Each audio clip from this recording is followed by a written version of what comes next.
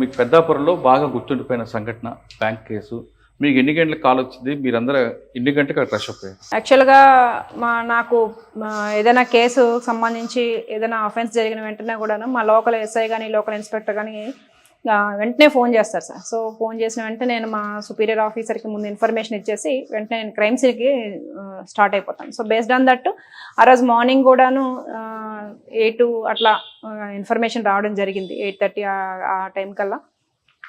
So నాకు మా Pattipadu SI గారు ఫోన్ చేసి, మేడం అక్కడ బ్యాంకు మన ఉత్తరకంచి బ్యాంక్ని ఎవరో కొట్టారు, దొంగతనం చేశారని చెప్పేసి అంటే, సో అన్ని బ్యాంకుల కేసులు లాగానే ఇది కూడాను చిన్న బ్యాంక్ కేసు అని చెప్పేసి అనుకొని మా ఎస్పీ సార్కి ఇన్ఫర్మేషన్ ఇచ్చాను. సార్ బ్యాంకు ఇట్లా వీళ్ళు కొట్టేశారంట, నేను వెళ్తున్నానని చెప్పేసి అంటే, సరే క్లూస్ టీమ్ని డాగ్ స్క్వాడ్ని కూడా తీసుకువెళ్ళండి అని చెప్పేసి సతీష్ సార్ చెప్పడం జరిగింది. సో అట్లానే అక్కడికి వెళ్ళి చూసేటప్పటికల్లా లోపలికి మొదట మా క్లూస్ టీమ్ని డాగ్ స్క్వాడ్ని కూడా లోపలికి పంపించడం జరిగింది. వాళ్ళు అవసరమైనటువంటి సైంటిఫిక్గా అన్ని తీసుకోవడం జరిగిన తర్వాత మా కంప్లైంట్ అయినటువంటి మా బ్యాంక్ మేనేజర్ గారిని, అదేవిధంగా సుపీరియర్ వాళ్ళ తాలూకా రీజనల్ ఆఫీసర్స్ కూడా వచ్చేసారు అప్పటికే. సో వచ్చేసినాక వాళ్ళని పట్టుకొని మేము లోపలికి వెళ్ళిన తర్వాత లోపల జరిగిన బేబస్సులను చూసి, ఇంకా మా బ్యాంక్ మేనేజర్ గారు ఎస్టిమేషన్ ఎంత ఉండొచ్చు అంటే ఆయనేమో crores రూపీస్ చెప్పేటప్పటికల్లా ఇంకా ఇదేదే చిన్న కేసు కాదనుకొని అంటే ఎస్పీ సార్కి మేము చెప్పడం జరిగింది. సార్ ఇది తక్కువ అమౌంట్ కాదు సార్, ఇది crores రూపీస్లో ఉన్నట్టుంది అంటే సార్ వెంటనే వచ్చేసినారు. సార్ కూడాను సార్ తాలూకా 3 ప్రొబేషనరీస్ ఉన్నారు, ఒక ఐపీఎస్ ప్రొబేషనరీ, 2 ప్రొబేషనరీ డిఎస్పీస్, మొత్తం 3 పట్టుకొని అదేవిధంగా రిమైనింగ్ కొంతమంది ఆఫీసర్స్ని పట్టుకుని నాలెడ్జ్ ఉన్నటువంటి ఐటీ కోర్ వాళ్ళని పట్టుకొని వచ్చేయడం జరిగింది. సో కేసు కోసం సంబంధించి లోపల ముందు సార్ దగ్గర మేనేజర్ గారి దగ్గర కంప్లైంట్ తీసుకొని లోపలికి వెళ్ళి చూస్తే మనకి ఆక్సిజన్ సిలిండర్స్, అదేవిధంగా మామూలు గ్యాస్ సిలిండర్స్, ఇతర ఎక్విప్మెంట్ చాలా ఉందన్నమాట అక్కడ. సో చూడగానే మా యొక్క ఆఫీసర్స్ ఏమంటున్నారంటే లోకల్గా ఉండేటటువంటి వాళ్ళు, మేడం ఇది ఏదో గ్యాంగ్ వచ్చి చేసినట్లుగా ఉందని చెప్పేసి అంటే మన CCTNSలో చెక్ చేయడం జరిగింది. ఇలాంటి అఫెన్సెస్ మనకి చుట్టుపక్కల ఉన్నటువంటి జిల్లాల్లోనూ రాష్ట్రాల నుంచి జరిగితే చెక్ చేసేటప్పటికి మనకి బేదర్లో జరిగింది, అదేవిధంగా తెలంగాణలోను, ఆసిఫాబాద్లోను, మన భద్రాద్రి కొత్తగూడెం జిల్లాలో కూడా మనకు జరిగింది. సో ఆ వెంటనే ఆ ఇన్స్పెక్టర్స్తోని, ఆ SHOస్తోని, అదేవిధంగా ఆ యొక్క DSPస్తోని మాట్లాడి ఆ CD ఫైల్స్ అన్నీ కూడా మేము సాఫ్ట్ కాపీలు తీసుకొచ్చి అందులో ఉన్నటువంటి వాళ్ళ అఫెండర్స్ అందరినీ కూడా మనం తీసుకురావడం జరిగింది. తీసుకొని వచ్చిన తర్వాత మనకు ఒక ఐడియా అయితే వచ్చింది, ఏదో నార్త్ గ్యాంగ్ ఏదో చేసింది అన్నట్లు మనకు ఒక ఐడియా వస్తుంది. సో మనకి బ్యాంక్ ఎదురుగానే ఒక చిన్న షాప్ ఉందన్నమాట, జ్యువెలరీ షాప్. ఆ జ్యువెలరీ షాప్లో చక్కగా ఒక CC క్యామ్ ఆయన బ్యాంక్ వైపు పెట్టి ఉన్నారు. బ్యాంక్లో లేదండి, బ్యాంక్లో ఉన్నాయి కానీ ఆ గ్యాంగ్ ఏంటంటే మొదట ఏంటంటే బ్యాంక్లో ఉన్నటువంటి ఏదైతే ఆ యొక్క CC క్యామ్స్ ఉంటే వాటిని కట్ చేసేస్తారు. వాళ్ళ MOలో అది ఫస్ట్ పార్ట్ అన్నమాట. సో మనకి బ్యాంక్ ముందు ఉన్నటువంటి ఆ యొక్క షాప్లో ఉన్నటువంటిది చెక్ చేసినప్పుడు ఒక 6 మెంబర్స్తో ఉన్నటువంటి ఒక గ్యాంగ్ లోపలికి రావడం జరిగింది. వాళ్ళతో పాటు రకరకాల ఎక్విప్మెంట్స్, ఆక్సిజన్ సిలిండర్స్ నీట్గా మనకి కనిపిస్తున్నాయి, నీడల్లో కనిపిస్తున్నాయి. సో మనకి క్లియర్ కొంతమందితో కూడినటువంటి గ్యాంగ్ వచ్చి రాబరీ చేసింది అని చెప్పేసి మనకి ఒక ఐడియా అయితే వచ్చిందనమాట. So next based on that మనం కొన్ని టీమ్స్ని ఏర్పాటు చేయడం జరిగింది. మొత్తం కేసు ఇన్వెస్టిగేషన్ అంతా కూడాను SDPO పెద్దాపురంగా నేను చేసినప్పటికి కూడాను మొత్తం డైరెక్షన్ అంతా కూడాను మా SP సతీష్ కుమార్ ఆధ్వర్యంలోనే జరిగింది. సో టీమ్స్ని ఏర్పాటు చేసి కొంత టీంని ఉత్తరప్రదేశ్ని, కొంత టీంని వెస్ట్ బెంగాల్, కొంత టీంని మహారాష్ట్ర పంపించడం ద్వారా, అదేవిధంగా లోకల్గా కూడా ఇన్ఫర్మేషన్ సేకరించి అత్యద్భుతమైనటువంటి ఇన్వెస్టిగేషన్ని మా SP సతీష్ కుమార్ గారి ద్వారా మేము చేయడం జరిగింది. బేస్డ్ ఆన్ దట్ చాలా వరకు అమౌంట్ని మేము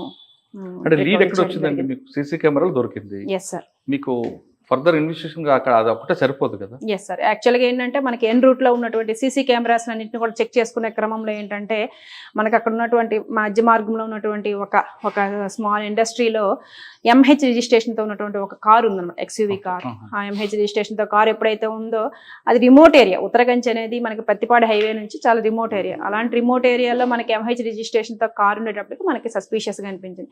ఇదే కార్ని లీడ్గా తీసుకుంటూ మనం పత్తిపాడు, అదేవిధంగా కిర్లంపూడి, అదేవిధంగా దివిలి, సామర్లకోట వరకు మనం CC కెమెరా వెరిఫై చేసుకుని వస్తే ఆ కారు సామర్లకోట టౌన్ వరకు వచ్చి సామర్లకోట టౌన్తో ఆగిపోయింది అనమాట. సో ఆగిపోయినటువంటి ఏరియాను మనం చెక్ చేసుకున్నప్పుడు ముస్లిం ఏరియా అయ్యిందనమాట. సో అప్పటికే మనకి రకరకాల పోలీస్ స్టేషన్స్ నుంచి మన ఫొటోస్ని తీసుకొచ్చాం, అదేవిధంగా టవర్ డంప్ అక్కడ తీసుకున్నాము. ఈ క్రమంలో ఏంటంటే ఈ ఫొటోస్ని, ఈ కార్ని మనం చూపించుకుంటూ ఆ ముస్లిం ఏరియాలో ఆ యొక్క సామర్లకోట ముస్లిం ఏరియాలో మనం వస్తున్నప్పుడు అక్కడ చికెన్ షాప్ యజమాని ఈ కార్ ఇక్కడే 4 days నుంచి ఉంది అని చెప్పేసి కన్ఫర్మ్ చేశాం.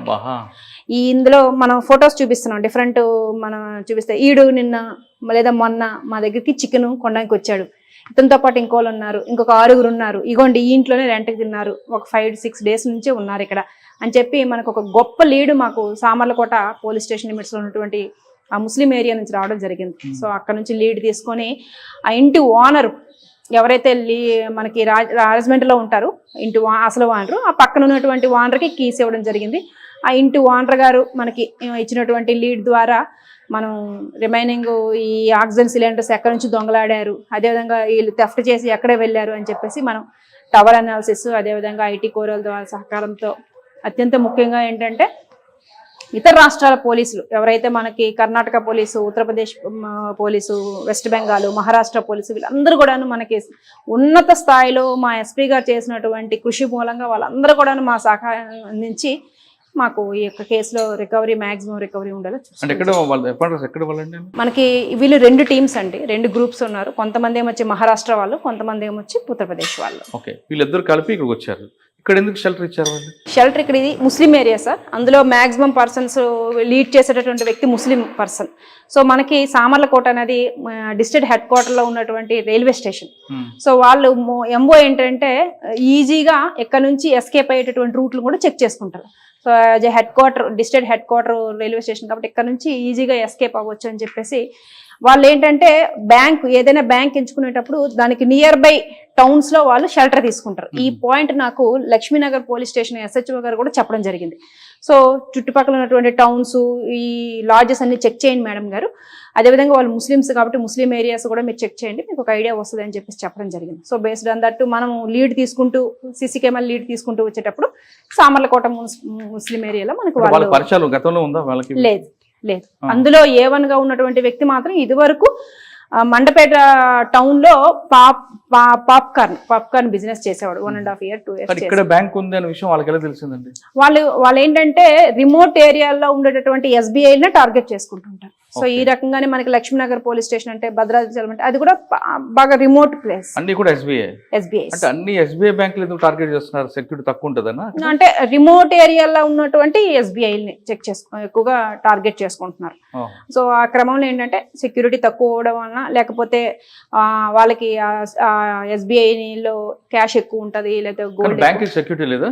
ఆ బ్యాంక్ అయితే లేదండి, ఉదయం ఉంటదంట, ఉదయం అంతా ఒక సెక్యూరిటీ గార్డ్, ఈవినింగ్ ఉండదు, అవసరం లేదు, నైట్ అంటే సెక్యూరిటీగా ఉంటది అని చెప్పేసి వాళ్ళు లోపల చెస్ట్ అంతా కూడా నీట్ గానే ఉంటది అని చెప్పేసి వాళ్ళు పెట్టుకొని ఉంటున్నారు. వాళ్ళకి మరి నోటీస్ ఇచ్చారు నైట్ టైం కూడా పెట్టుకోమని? ఈ కేసు జరుగుతున్నప్పుడు ఇది అండర్ ఇన్వెస్టిగేషన్ లో ఉంటుండగానే మనకి రికవరీ అవుతున్న క్రమంలోనే ఈ బ్యాంకు రీజనల్ మేనేజర్ గారు ఒక మీటింగ్ పెట్టారు. SBI మేనేజర్స్ అందరూ కూడా వచ్చారు సార్. ఆ వచ్చినటువంటి రీజనల్ మేనేజర్స్ ఆ ఆధ్వర్యంలో జరిగిన మీటింగ్లో ఉన్న ఫ్యాక్ట్స్ అన్ని చెప్పడం జరిగింది వాళ్ళకి. మీ సెక్యూరిటీ సంబంధించి ఇట్లా లూప్ హోల్స్ ఉన్నాయి, మీరు జాగ్రత్త చేసుకోండి. వాళ్ళకైతే మా యొక్క డిపార్ట్మెంట్ నుంచి జెంటిల్ రిమైండర్ అయితే ఇవ్వడం జరిగింది. ఓకే మేడం, ఇదే తరహాలో ఇంకొక బ్యాంక్ కూడా జరిగింది కదా మీ దగ్గర? ATM కానీ జరిగింది?